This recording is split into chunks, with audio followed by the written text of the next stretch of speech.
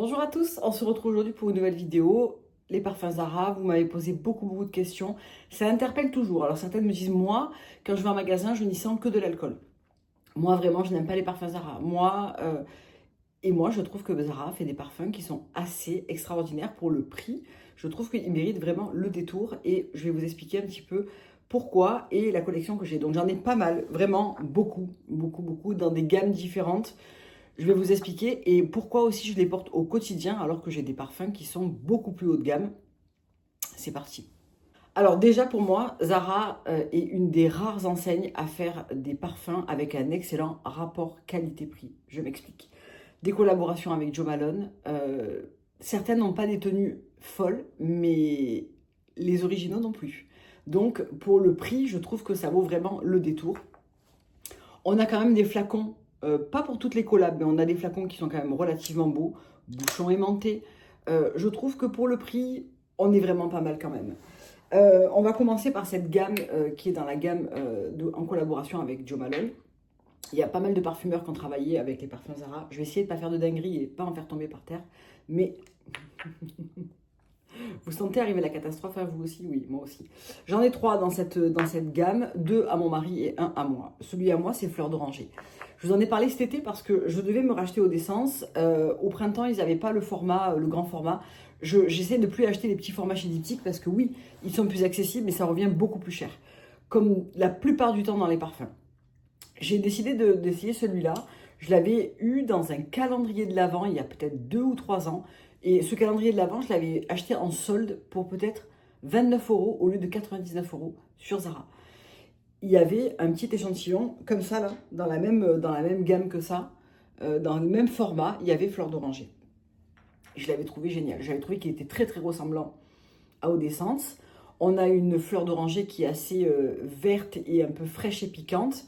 On n'a pas une fleur d'oranger très sucrée bébé. On n'est pas du tout dans cette gamme-là de fleurs d'oranger très marocaine, pâtisserie, pas du tout. On est dans une fleur d'oranger très fraîche, un petit peu verte, un petit peu piquante, qui sent un peu le propre. Elle est très belle. Franchement, elle est très belle. La tenue est pas dingue, mais Eau d'Essence non plus, la tenue n'est pas dingue. Pour le prix, franchement, il vaut le détour. Ensuite, mon mari, lui, aime bien Ebony Wood. Et Ebony Wood, c'est censé être le dupe qui se rapproche le plus de, chez Jo Malone, du coup, le Wood Sage and Sea Salt. C'est une fragrance à base de pamplemousse, de cèdre. Il y a un cœur patchouli café. C'est une très belle fragrance avec une excellente tenue. Il est bien sûr beaucoup moins cher que chez Jo Malone lui-même. Il coûte 35,90 € si je dis pas de bêtises dans cette gamme-là. Moi celui-là je l'avais acheté je crois en Espagne, je sais plus exactement. Mais ils sont à 35,90 €. Le dernier qu'on a dans la gamme c'est Vétiver Pamplemousse. Je l'ai aussi moi porté cet été. J'adore cette fragrance. Je trouve qu'elle est vraiment... Vous la croiseriez chez un parfumeur un peu confidentiel, vous vous direz « Waouh, c'est beau !» Et là, on est chez Zara, donc on se dit « Ah, je sais pas trop !» En vrai, il est super beau. Vraiment. Il ressemble beaucoup à l'eau de pamplemousse rose de chez Hermès. Il a une très belle tenue. Et on a vraiment un cœur de pamplemousse. Et c'est vraiment ce qu'on sent en ouverture. Un pamplemousse juteux, rose, mais pas piquant. Et du bois. Et je trouve que vraiment... il est très réussi celui-là. Vraiment, je l'aime beaucoup. Ensuite, on passe à ma gamme probablement favorite. C'est la gamme des Chapter, je crois. Donc, c'est celle-là. Alors, moi, j'ai que des petits formats. J'essaie de ne pas acheter trop de grands parfums parce que j'en ai beaucoup et que je trouve que 30 ml, ça suffit pour se faire une vraie idée. Et si vraiment je l'aime, je partirai sur le 100 ml. C'est pas tant pour le prix parce qu'ils sont vraiment pas très chers. Je crois que les 30 ml sont à 12,90 € et les grands formats doivent être à 22,90 €, quelque chose comme ça. Donc, vraiment, voilà. Mais ceux-là, je trouve que d'une, la tenue est vraiment très bonne, mais en plus, ils sont vraiment très chouettes, quoi. Alors, on va commencer un petit peu au hasard. Dans cette gamme, il y en a un qui n'existe plus, qui est le Suprême Vanille. J'aimerais tellement qu'il revienne parce qu'il ressemble comme 2 gouttes d'eau à Rêverie 21h50 de chez Victoria Beckham. S'il pouvait revenir, vraiment, je serais contente. Immortal Vanille, il est hyper connu pour être un dupe de Vanilla Powder de chez Matières Premières. Honnêtement, je le trouve sublime. Genre, vraiment sublime. On a vraiment la gousse de vanille noire avec, on sent le grain à l'intérieur de la gousse de vanille. On a vraiment un côté très poudré comme dans Vanilla Powder. On a un petit côté boisé avec une légère note salée. Il est hyper réussi et il a une excellente tenue. Voilà. Vraiment, il n'y a rien d'autre à ajouter. Ensuite, toujours dans les vanilles, j'ai le Hypnotic Vanilla. C'est un des derniers que j'ai acheté. Là, on est dans une vanille hyper enveloppante, un petit peu crémeuse, avec une ouverture d'abricot. Il est super beau, vraiment super. Si vous aimez la vanille, hein, voilà. Il est vraiment super beau. Je ne sais pas si c'est le dupe de quelque chose, celui-là, le Hypnotic, peut-être de Dior. C'est possible. Bougez pas, on va regarder ça. Je connais pas le Dior, ou très mal du moins, parce que... Ceci dit, l'autre jour j'étais à Sephora et j'étais allée sentir les petits parfums du Monde Gourmand. Alors bon, ils ont vraiment pas une tenue incroyable. Et quand je compare le prix d'un parfum Le Monde Gourmand avec un prix parfum Zara, pour un équivalent, je trouve que Zara est vraiment au-dessus. En termes de senteur, de puissance, de sillage, de tenue. J'en ai sprayé plusieurs sur les avant-bras. Franchement, en moins d'une heure, je ne sentais plus rien du tout. À part celui à la fraise, qui est vraiment très très chimique et qui pour le coup est très tenace. Oui, c'est ça. Donc c'est le Dior Hypnotic Poison, dont il est la copie. Ma foi, je le trouve vraiment très très cool. Il sent bon. Il a une bonne tenue et il est vraiment pas cher. Donc, Hypnotic Vanilla. Dans cette gamme-là, il y a plein de vanilles qui sont très jolies. Malheureusement, Suprême ne fait plus partie de la liste. Il y a aussi le Angélique. Il y a aussi le Lust Vanilla. Je ne sais pas si c'est dans la même gamme. Je ne suis pas certaine. En tout cas, il y en a vraiment beaucoup qui sont très chouettes. Ensuite, probablement le plus connu de tous, c'est le Red Zara Temptation, parce que c'est le dupe de Baccarat Rouge 540. Et c'est un dupe plutôt réussi, en réalité. Alors, le problème de ce parfum, l'original, je veux dire, moi je l'ai en petit format, je l'ai en petit 8 ou 10 ml, je ne sais pas exactement, c'est ma copine Audrey qui me l'a fait cadeau. Je ne voulais pas aimer ce parfum. C'est ce que je disais dans ma dernière vidéo, c'est-à-dire que ce parfum-là, on le sent à tous les coins de rue. Alors, on sent beaucoup celui-ci de chez Zara, on sent beaucoup de dupes plus ou moins bien réussis et on sent le vrai. Pour moi, le vrai a quand même quelque chose en plus, un peu plus de finesse, quelque chose je sais pas, je le trouve vraiment très beau ce parfum, en dépit du fait que je ne voulais pas l'aimer, je le trouve très beau. Ceci dit, si vous ne voulez pas aller sur la maison Francis Kurkdjian parce que ça a un prix certain, honnêtement, celui-là est vraiment pas mal. Et la tenue est vraiment bonne. Voilà. C'est le Baccarat Rouge. Más o menos. Mais il est plutôt fidèle, en réalité, pour l'avoir comparé sur les deux bras et tout. L'évolution est un petit peu moins belle, mais il faudrait avoir vraiment les deux sous le nez pour pouvoir les comparer. Voilà. Ensuite, le Peach Sorbet. Alors, dans cette gamme-là, il n'y en a pas beaucoup que j'aime. Il y a le Marshmallow Addiction. Je trouve qu'il ne sent pas du tout le marshmallow. Enfin, je ne sais pas. Il y a le Cherry, qui ne me plaît pas non plus. Le Cherry Smoothie, quelque chose comme ça. Mais le Peach Sorbet, il est vraiment chouette. Il sent vraiment la pêche. La pêche avec le jus, la peau, Ouais. C'est un poil synthétique, mais pas trop non plus. Franchement, je le trouve chouette. Je ne l'ai pas énormément porté. C'est plutôt un truc que je mets pour la maison, après la douche, l'été, tout ça. Mais je le trouve chouette, vraiment. Il n'y a pas les notes écrites dessus, c'est dommage. Coup de cœur de cet été, le Amber in Bloom. Là, ils ont sorti toute la collection autour de la tonka, ou du tonka d'ailleurs, le ou la tonka. De la fève tonka, la tonka. Et cet été, il y avait la gamme sur l'ambre. Alors, l'ambre, c'est toujours un peu tricky, je trouve. Mais le Amber in Bloom, je le trouve incroyable et je l'ai aimé au premier shot. Alors, petit conseil quand vous allez chez Zara et que vous voyez plein ces murs de parfums, essayez de ne pas partir dans tout sentir en même temps, les uns à la queue leu. Essayez de vous cibler 2-3 fragrances, de les mettre sur vous. Donc, vous essayez de faire un peu des écarts et ce jour-là, de ne pas forcément trop vous parfumer. Intérieur du coude, poignet, ça fait 4 points pour les sentir. Faites un tour, voilà. Parce que effectivement, si vous les sentez tous à la chaîne comme ça, même quand on va chez Sephora ou même dans une très belle parfumerie, l'effet est un petit peu le même à la sortie, mal à la tête, on sent plus vraiment rien, on n'apprécie plus rien. Chez Zara, c'est pareil, voire encore un peu pire parce qu'il y en a qui sont plus ou moins bien réussis, il y a des parfums qui ne sont pas réussis du tout, hein.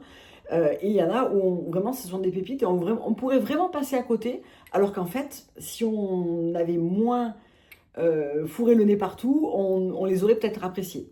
Le Amber in Bloom, c'est vraiment un ambre presque monoï. On a vraiment une touche très solaire, un peu grasse. On a de l'ambre, mais pas que. On a vraiment de la tubéreuse, du jasmin. C'est vraiment un parfum cet été. Je l'ai vraiment beaucoup, beaucoup aimé. Voilà pour cette catégorie-là. Ensuite, on a celle-ci. J'en ai que 2. Il en existe pas mal dans cette catégorie. Ceux-là, je vous en ai parlé dans ma dernière vidéo. Je ne vais pas beaucoup m'attarder. On a le Cocoa Latte. Il y en a 4, il y en a 3 ou il y en a 4 dans cette gamme. Je ne sais plus. Il y en a plusieurs. J'aime beaucoup celui-là. Il est doux et un peu crémeux avec des notes de cacao et une petite touche de crème vanillée sans être trop... vous voyez, trop gourmand, trop présent, trop tout. Il est juste ce qu'il faut. Et il est extrêmement agréable. Et je trouve que pour l'automne, c'est vraiment un très très beau parfum. Le Whip Coffee, pareil, je vous en ai parlé. C'est un que j'ai acheté en même temps que... Je l'ai acheté à Barcelone en même temps que le Amber in Bloom. On a des notes de café, de crème vanillée, de lait. Mais pas de lait genre lait vanillé, quoi. Il est très joli et vraiment, c'est la senteur pour l'automne qui est vraiment très très chouette aussi. Ensuite, on a le blanc à porter. Je ne sais pas s'il se fait toujours. Je ne l'ai pas beaucoup porté en dépit du fait que je le trouve vraiment très chouette. Alors, ça fait partie de cette catégorie des parfums propres. Dans la catégorie des notes un peu, je ne sais pas, c'est assez éthéral et assez... propre, pur, mais dans celui-là, ça serait presque une version de blanche en version boisée, en version plus masculine. Je le trouve chouette parce que c'est un peu inattendu quand on voit la bouteille blanc à porter, on s'attend vraiment à du musc blanc en overdose, etc. Mais pas vraiment, on n'a pas les dots là-dessus. Mais pour le coup, et alors, je vais en sprayer un petit peu parce que ça fait un petit moment qu'il il est chouette. On a vraiment un côté blanc poudré, musqué, un petit peu boisé, et une vraie touche masculine qui va arriver ensuite et qui en fait un parfum propre, mais pas que. C'est un peu comme, alors le comparer à ça, c'est n'importe quoi parce que les notes n'ont rien à voir et le parfum n'a rien à voir et le prix n'a rien à voir. Mais je vais vous expliquer pourquoi ça me fait penser à cet exemple précis. Le parfum Frédéric Malle X Acné, je l'adore. J'ai vraiment cassé la tirelire pour l'acheter parce que je le trouve vraiment exceptionnel. C'est un parfum qui sent l'extra propre, c'est-à-dire vraiment la lessive à la pêche. Donc on a une pêche qui est assez synthétique dans le Frédéric Malle et on a aussi toutes ces notes de extra propre qui en fait un parfum qui sent le propre mais pas du tout comme on l'attend. Ben, blanc à porter c'est un peu pareil, il n'a rien à voir avec les notes, mais on a vraiment un côté propre, frais mais masculin et avec finalement un vrai caractère derrière. Il est vraiment chouette, vraiment il est chouette. Il faut que je le porte plus, mais parce que j'en ai beaucoup et du coup, il y en a que j'oublie un petit peu au bord de la route. Un peu comme celui-là, Vibrant Caramel.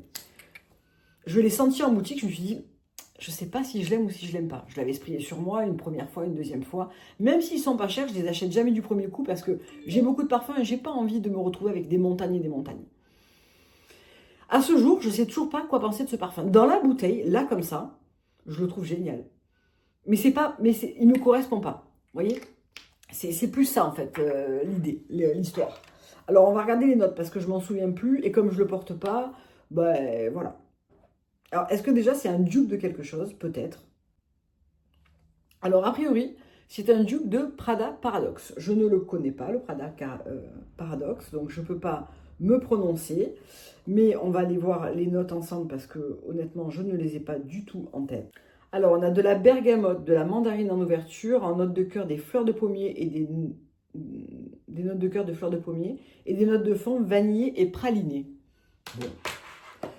J'arrive pas à dire ce que je sens. Je sens pas le caramel, hein, il s'appelle Vibrant Caramel, mais j'y sens pas la fleur de pommier. J'y sens pas la bergamote en ouverture. Ce parfum, c'est un mystère parce que je peux pas vous dire qu'il sent pas bon, mais je le porte pas. Et pourtant, quand je le sens dans le flacon, je me dis, ouais, il est chouette quand même. Vibrant Caramel, je sais pas.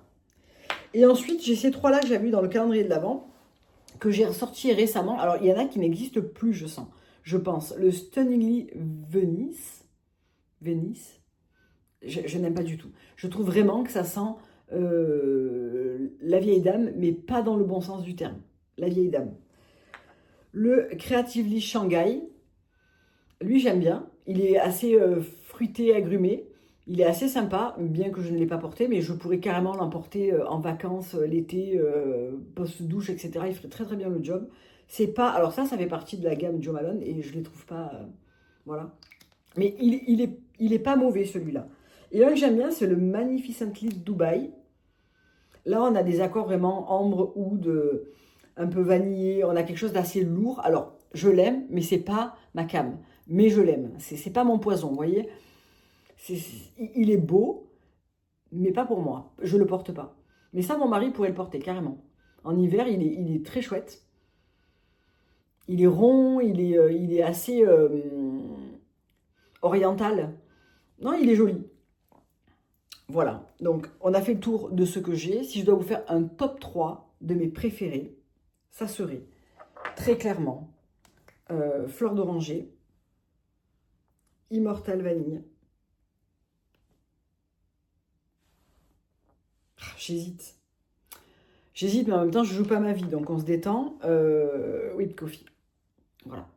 Ça serait vraiment mes 3. Si je devais en garder que 3, je garderais ceux-là. Après, honnêtement, Hypnotic Vanille, j'adore. Amber in Bloom, j'adore. Vétiver Pamplemousse, j'adore. Blanc à porter, vraiment, il faut que je m'y remette. Voilà. Ok.